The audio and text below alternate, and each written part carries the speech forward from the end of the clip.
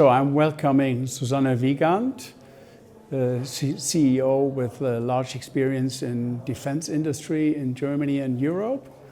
And we were lucky that you were joining our boardroom panel discussion today within our Deloitte lounge at the Munich Security Conference on the issue geopolitics and current challenges for top management in terms of corporate resilience, etc.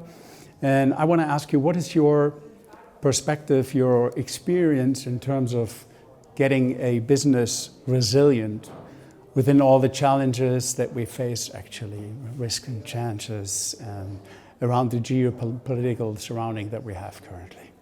Absolutely a challenge in these days. So the world is much more complex than before. My experience is that long-term planning doesn't exist anymore.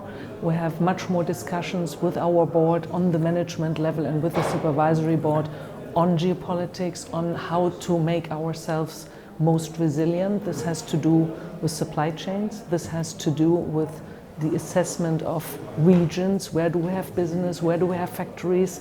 How much shall things be connected or not connected? Which is then a debate also of more or less synergies for the sake of being much more agile and flexible with the entire setup. Do you see any, last question, do you see any chances for more cooperation within Europe in terms of defense industry? For sure, it's needed. Europe has to scale. Scaling in the rather decentralized, fragmented structure we have is slow, less affordable. There is room for consolidation. However, the situation that we get at the moment, more budgets, which we all appreciate in the industry, is not increasing the pressure for consolidation. So there is a little bit of counter effect, but for sure you see examples with system houses, the partnership between Rheinmetall and Leonardo, for example, or the construct of Airbus or an MBDA, where we have already European setups, or the company I was running until recently, RANK, is covering the entire European players.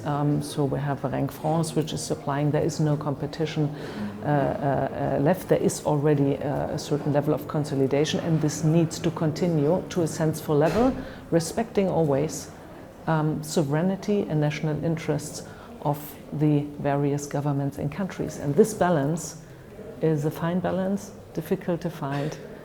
But all of that, if you allow last sentence, we require for European joint efforts and acting in defense, also a harmonized export control regime.